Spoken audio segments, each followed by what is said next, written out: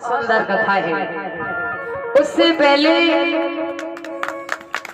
भगवान भोले बाबा ने अपनी अर्धांगिनी मैया सती का त्याग कैसे किया था,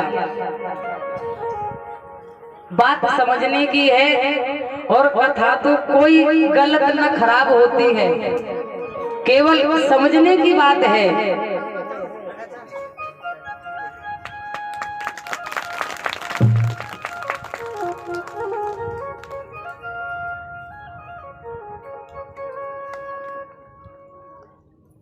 केवल समझने की बात है।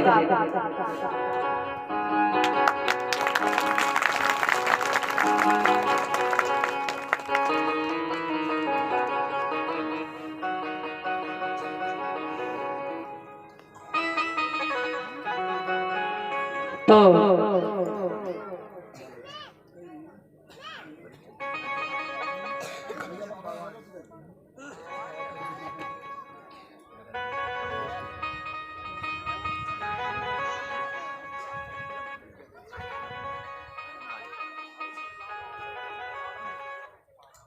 और ये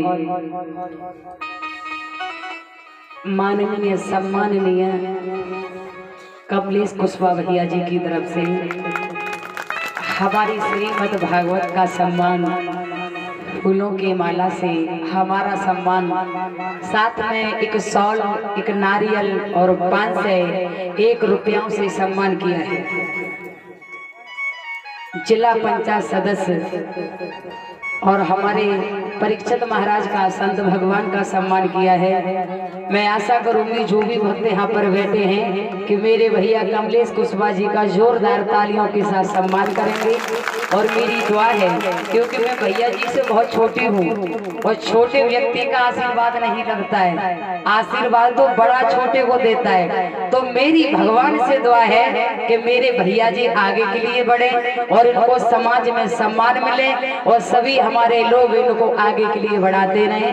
बोलिए गोविंद भगवान की। तो ध्यान रखें सभी भक्त, मेरे श्रोतागण बंधुओं, जैसे ही उन्होंने आप सभी भक्तों ने सुना होगा कि जो कल कथा का प्रसंग चल रहा था, राजा परीक्षित को राजा बनाया गया। ये तो वेद शास्त्र की बात होती है ना, या आप मान लीजिए गूढ़ बात। ये बात समझने की हर किसी व्यक्ति के अंदर शक्ति नहीं होती है। ये वेद शास्त्र की बात समझने के लिए या राजनीति की बात समझने के लिए या घर परिवार की बात समझने के लिए हर किसी की व्यक्ति के अंदर शक्ति नहीं होती है। जो इंसान घर पर रहा हो तो वो नहीं जान पाएगा कि राजनीति क्या है या भागवत कथा क्या है, समाज में सम्मान पाना क्या है। मैं जिस दिन से उस दिन से एक ही बात कहती हूँ कि समाज में सम्मान पाने के लिए बहुत कुछ सहना पड़ता है, बहुत कुछ सहना पड़ता है। आप लोगों को देख करके एक बात याद आ गई मुझे, और बहुत अच्छी बात है। बात यही टूटेगी आकर के, समझने का फर्क है, केवल समझने का। अब कोई भी हम यदि आपको बात बताएंगे, समझाएंगे, तो मैं यहाँ से कह सकती हूँ, ना कि आपके दिमाग में जा करके घूस दूं, ये नहीं होगा। मैं यहाँ से बोल सकती हूँ, आप समझने की कोशिश कीजिएगा। और यदि आपने मेरी तरफ ये देख लिया कि बीनस के अंदर अवगुण है, तो आपको 9 दिन में एक भी गुण प्राप्त नहीं होगा। क्योंकि जब चेला गुरु के पास जाता है ना, तो वो गुरु जी के गुण देखता है, अवगुण नहीं देखता है। अगर उसने देखा कि गुरुजी हमारे बीड़ी पी रहे, हमें क्या सिखाएंगे, तो तुमने उनकी अगर बीड़ी की तरफ गौर दिया तो जो तुम लेने गए थे उनके पास, वो कभी प्राप्त नहीं कर पाओगे, क्योंकि तुम उनके अवगुण की तरफ लग गए ना। तो उनका गुण क्या देखोगे, जो जूना होता है, जो बर्तन साफ करता है, वो खुद काला होता है लेकिन बर्तन को चमका देता है। अब ये मर्जी तुम्हारी है।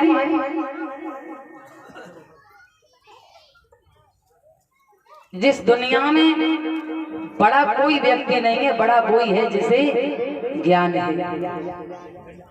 बड़ा वही है, आपने रोड पे देखे होंगे, मेरे मिल जाते हैं पागल सर्री, लेकिन वो हमसे तुमसे उम्र में ज्यादा हैं, तो उसे बड़ा मानोगे?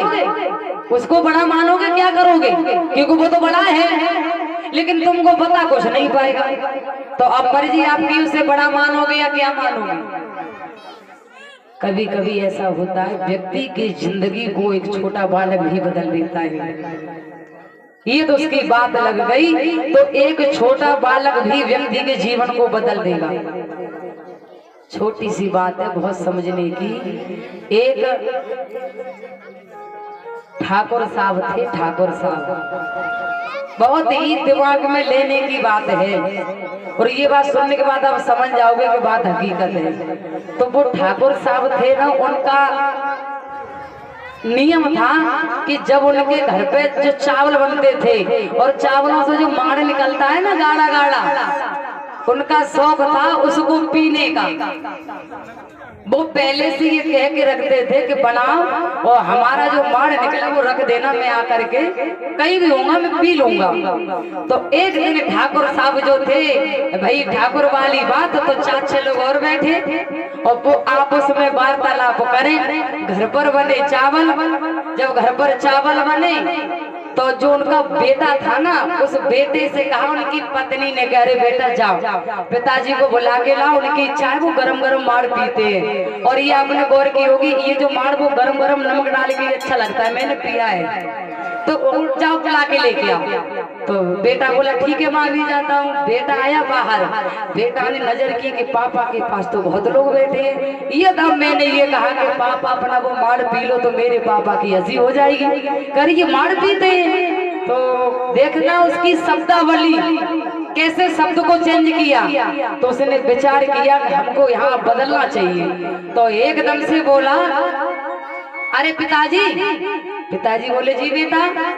सब लोगों के बीच बैठे, अरे वो ऐसा है, अब गौर करना, धानुपुर से। बेटे ने कहा बाप से, अरे पिताजी धानुपुर से मारू जी आए। थोड़ा बहुत समझ में आया या नहीं? पिताजी धानुपुर से मारू जी आए हैं और कहाँ बैठे हैं? कठौता घाट पे।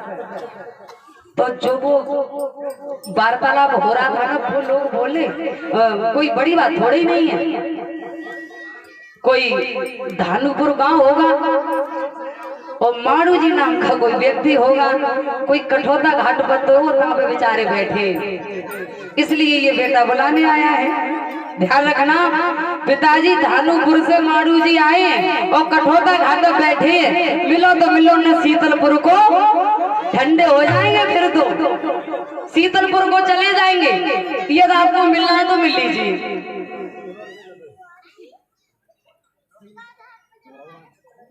तो उन्होंने जो बैठे थे उन्होंने कहा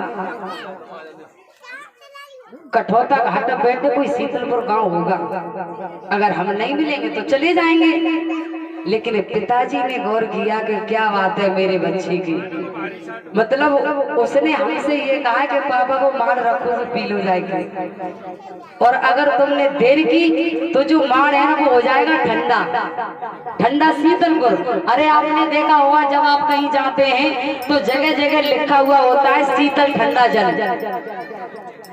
मिलना हो तो मिल, और नहीं वो शीतलपुर को। अब थोड़ा बहुत आया दिमाग में कि वेद शास्त्र की बात हर एक व्यक्ति के समझ में नहीं आएगा, लेकिन एक बात है, व्यक्ति कहते हैं कि रामायण की चौपाई में शंका है। रामायण की चौपाई में शंका नहीं है, शंका पढ़ने वालों में है। जब उस रामायण की चौपाई को बार बार पढ़ेंगे तो उसका अर्थ पुनः निकल के आ जाता है, अपने आप निकल के आ जाता है। तो मैं बार बार यही कहना चाहूंगी, कमलेश कुशवाहा जैसे भैया जी वो सदैव भगवान आगे के लिए बढ़ाते रहे, समाज में सम्मान मिले, लक्ष्मी मैया दौलत से भंडार भरती रहे, और इन भैया जी को आप जैसे भक्तों का साथ मिले। बोलिए पवन पुत्र हनुमान की।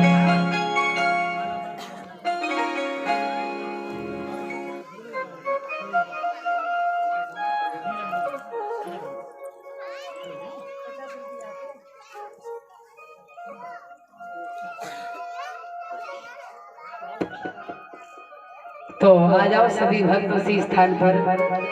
परीक्षित महाराज को राजा बनाया गया, और राजा बनाने के बाद जब वो राजा बनते हैं तो काफी समय उनको महलों में रहते रहते हो गया। उन्होंने विचार किया कि अब तो हमको बाहर घूमना जाना चाहिए। तो वो महाराज ने घोड़े पर सवार हुए, हाथ में तलवार उठाई, और जंगल में जब घूमने चले तो विधि का विधान जंगल में क्या देखा, एक गौ माता के मुखार बिंद से आवाज आई, और उस गौ माता ने कहा, यदि कोई इस पृथ्वी पर कोई छत्री हो तो आकर के हमारी लाज बचाए। गौ माता के जस्ट पीछे एक पैर वाला बैल, जस्ट पीछे एक काला करूप चांडाल जिसके हाथ में बहुत भारी खंजर था, और उस खंजर से वो दोनों पर वार कर रहा था। छत्री परीक्षित महाराज ने ये देखा कि कोई करुण भरी आवाज लगा रहा है, और ये आवाज यदि है भयानक जंगल में तो ये आवाज है किसकी। ये विचार किया उन्होंने, और ऐसे वैसे परीक्षित राजा नहीं थे, बहुत सुंदर राजा थे। कोई हमको याद कर रहा है।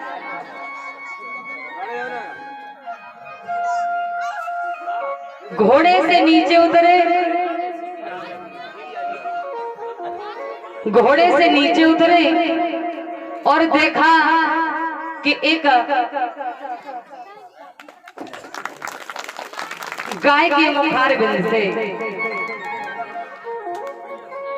ये आवाज आई है, ये तो कोई छत्री हो तो हमें आकर के बचा ले। गौ माता ने आवाज लगाई,